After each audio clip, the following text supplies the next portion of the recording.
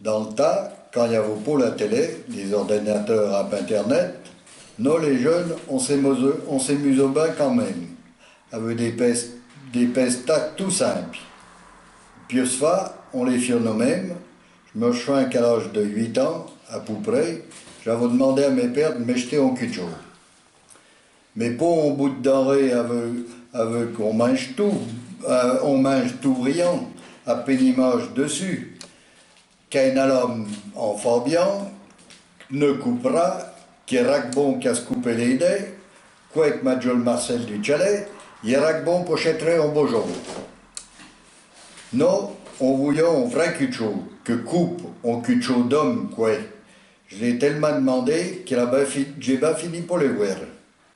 De Besta, à part pour Drumi, je touche mon cul de chaud dans la poche. Il est tellement pratique. On récure les chauds de galoche, on taille une cheville, on raye un bouchon, on gratte entre les dents, on peut même faire une arrachette de confiture. Oh, pas moyen de se passer de son cul de chaud. Mes pères en bas eu que ce cadeau m'avait fait gros piéger. On fait des flèches, mais en Dio, il est au des lance-pierres, avec une fourchère de nugille, à un bout de chambert d'auto. On fait à tout des arbalètes, avec une branche de nugère bien droite, à un bout de ficelle étéchie et debout, pour bien l'arquer. Les flèches étant fouettes dans des branches plus petites, aiguilles dans le gros bout. À l'autre, à 10 cm, on fait une fente pour passer un apium de polaille, pour tirer droit. Il ne reste plus qu'à faire une encoche pour coincer la ficelle devant le tirer.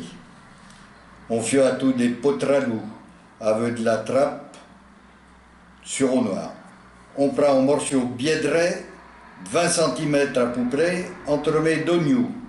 On déborde moita qui est tout mou, à tout j'avais un bout de nugère, on fait un piston qui rentre juste dans le trou du bout de trappe. Il ne faut pas qu'il saute, il faut qu'il s'arrête à 11 cm du bout.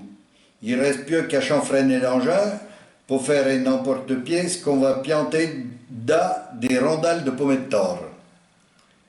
d'11 cm à peu près d'épaisseur, avec un piston, on pousse le premier bout jusqu'au fond, il ne faut pas qu'il ressorte, autrement il faut récoucher. Ce piston, après on repiante un deuxième coup dans la rondelle de pommes de terre. On pousse un bon coup et pend le premier bout de patate s'en va en pétant. Rempêchi pour le deuxième, on repiante de la patate à porte-mâche. On fait à tout des subios nouveaux quand le bout est en aigle. On prenne du sauge, il est ce qu'il y a le mieux, ou de la potévonne. On le viole à pio pour pouvoir tailler le subio. Dans l'été, la pio est au plus durable de lever. Mais le plus beau, il s'est passé et bout de cheese. Avec le cello, avec son frère Momo, des branchouets, on était en champ et vaches. À vrai dire, les vaches fient ben qu'est-ce qui vouillent, parce qu'on les regarde au pose là. On fait du fût, on fait au cœur des pommes de terre, avec des roues, pendant que le trucky est en lessiot. Mais dans ce champ de trucky, il y avait tout des coudres. On a écrit des conneries à peu près sur toutes. À mesure qui grossissait, les conneries grossissaient à tout. En même temps, à peu on avait gribouillé à peu près tout le champ et nos venus. Si on fait un trou d'un an, à se soulager d'une envie. Je tout fait, avec mon cul de chaud, j'ai découpé un trou dans la coudre, on a douté le bouchon, et puis on s'est forcé. Après on a remis le bouchon, mais il doit aller.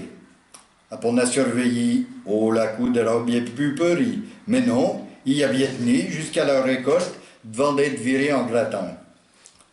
L'enquête a été menée tambour battant pour le propriétaire du champ, les coupables vite trouvés, après mon cul de chaud retiré de ma poche, pour un bout de temps, avec une bonne engueulade qui n'a pas manqué de suivre. Mais ce qui m'a fait le plus dépit dans cette histoire, il n'y a ni l'engueulade, ni les calottes que j'ai prises sur le nez, il est bien le pied de cul de chaud. Oh, bah, c'est sûr.